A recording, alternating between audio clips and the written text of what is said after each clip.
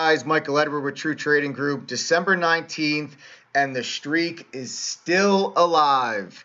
I've not had two consecutive red days since the end of September. I had a losing day yesterday, so I wanted to come in today and say I just wanted to be green. I'm going to take profits quicker than usual just to make sure I lock in the profits when I have them, to make sure I can lock that green day and keep that streak alive. And today I went 4 for 4 trades, all 4 winners. And we'll get right to the chart, and I'll walk you through all 4 of those trades. We'll start with my first trade of the day in MEET. Let me zoom this in a little bit, guys, because this is a pattern that I've been teaching to our members a lot lately. It's a pattern that I go after often. And it's when a stock gaps up in the morning and then pushes right off the opening bell, okay, on a nice strong increase in volume, and then it pulls all the way back in to retest that initial morning low. There's your initial morning low right here when the stock gapped up. Okay, when you have a strong stock push off that open, then pull back in and test that initial morning low. If a double bottom is put in and the stock bounces off that support level and that initial morning low holds, you want to look for an increase in volume as the stock breaks above the VWAP.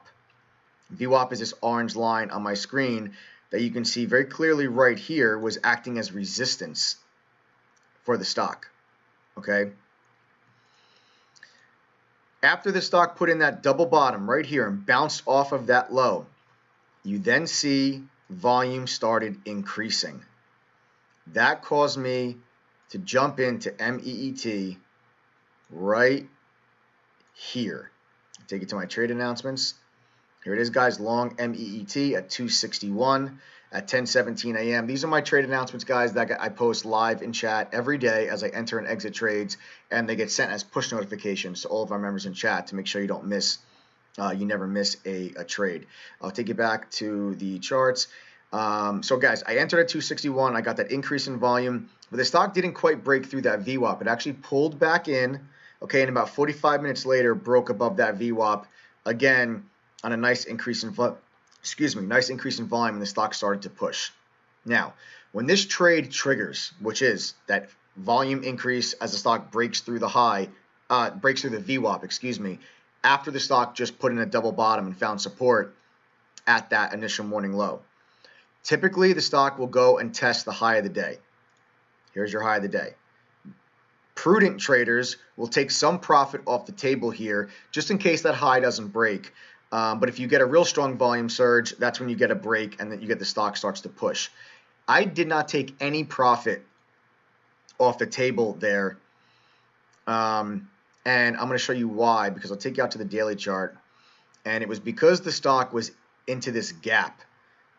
Okay, you see right here, 275 was a key pivot area that the stock broke through. It would take the stock up into this gap you see right here. So once I got that trade trigger, I just thought the stock, and I saw the increase in volume, I thought the stock was going to have enough to push through and get up into that gap.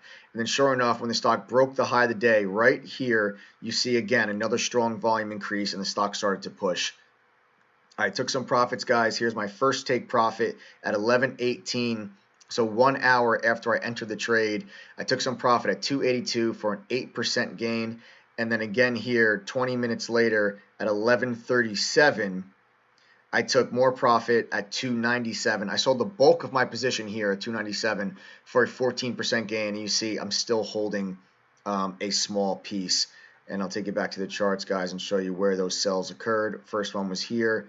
Second one was here.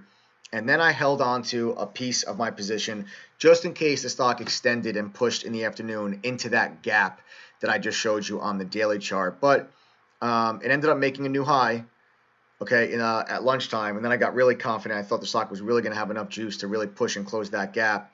So I held on to that final piece, but the stock ended up pulling in later in the day. And I had my final take profit at $2.88. For a real nice trade on this MEET, and just a great way to start the day and a great way to lock in the profits and make sure that I was able to lock a nice green day. And it was a great trade. Okay, so study that setup. It's a great setup. It's a high percentage pattern. I go after it often. My second trade was actually a failed breakout that I was able to still be net positive on, and it was CERC. I saw a key area here at 265.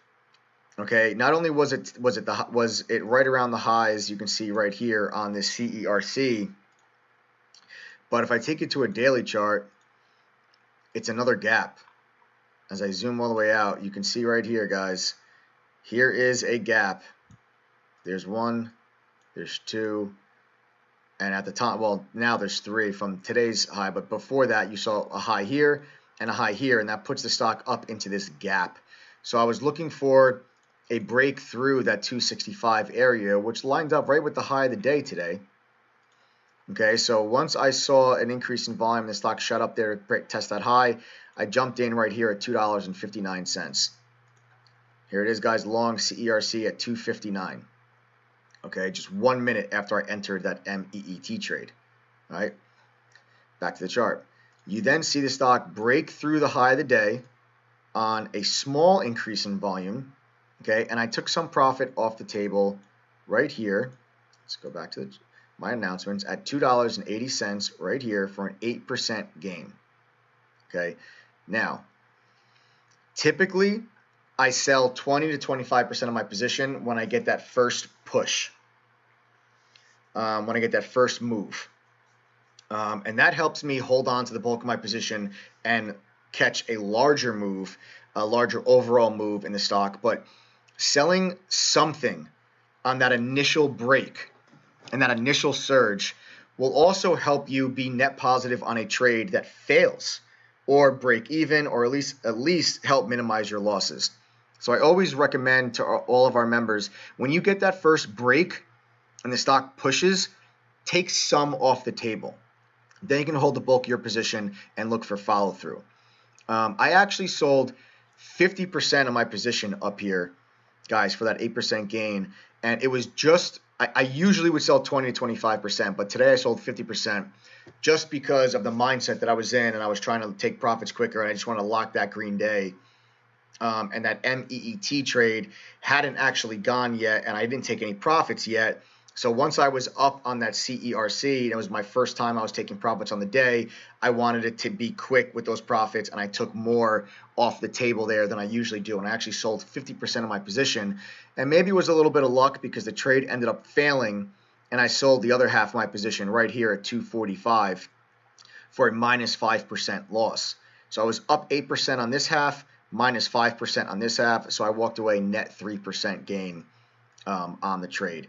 And what I just want you to take away from that trade is not necessarily the chart setup, but the importance of taking some profit when you get that initial push and that initial surge, just in case the stock ends up failing, you can still walk away net positive. That's exactly what happened to me in CERC.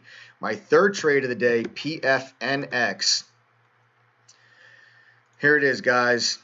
The stock broke through the high of the day on a nice strong increase in volume right here. I also noticed that that VWAP was acting as support for the stock. So once it broke through that high of the day on that nice strong volume increase, the volume was actually kind of consistent. When the stock pulled in, I jumped in right here at $3.17. Take you to my announcements. Here it is at 10:46 a.m. long PFNX 317. All right, so there I get long. I took some profit off the table very quickly. I took more off the table later in the day once it made a new high. I'll take you back to my announcements. So 10 minutes after my entry, I took some profit at 337 for a 6% gain. And then I took more profit at 11:34 at 346 for a 9% gain, which is right here. Okay. As the stock made that new high, but the volume was very low. When the stock made that new high, the volume was low. That's why I took more off the table there. That was actually the bulk of my position I sold there for that 9% gain. And then I started to notice the stock was holding this VWAP support still. So I noticed the support back here. Then I noticed VWAP test, VWAP test, VWAP test, and the stock started to hold above that VWAP. Okay, so I decided to hold on to a small piece on that PFNX. I'll take you back to the chart. when I took more profit there at 340. I say here, still holding a small piece. All right, but I never got that second move. Guys, look for strong stocks in the morning, stocks that have a surge in volume and a surge in price in the morning. If the stock holds above a support level throughout lunchtime, watch for that stock to give you a second move in the afternoon when volume comes back into the stock. The afternoon, the lunchtime session is when volume typically slows. If a support level is going to crack, that is when that will happen. So typically if a stock holds above that support all throughout lunch, right around 2:30, when volume comes back into stocks, you usually get a second move higher. And that's what I was waiting for in PFNX, but it never happened. The volume never came back in. And the stock broke back below that VWAP, and I actually got flat my position right here on that PFNX. So it was a nice little trade that added to my green day. Even though I never got that second push in the afternoon. I really thought I was going to get it right here. Okay, after that another VWAP test and the stock started to push, I thought I was going to get that break of the high right at that point around 1:30, but it was lunchtime. The volume wasn't there. You can see the volume just never came. That strong increase never came, and that's why the stock ended up failing at the high and just kind of rolled itself over after putting in a little multiple, triple top, quadruple top, whatever you want to call it. You can see very clearly that resistance. The stock just was not able to break through it. Okay, and that was my third trade. My last trade of the day, EBIO, and I'm still long this EBIO, guys. You can see here this EBIO chart.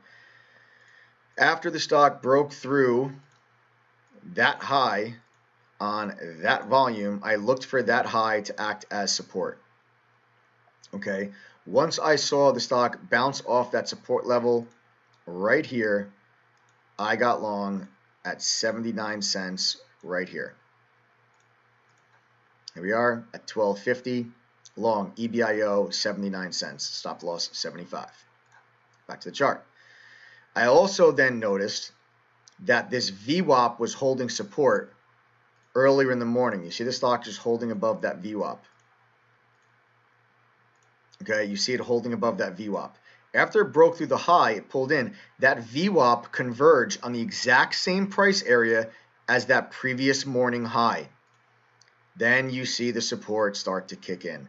And you see how the stock just held above that VWAP and held above that previous morning high all throughout lunchtime.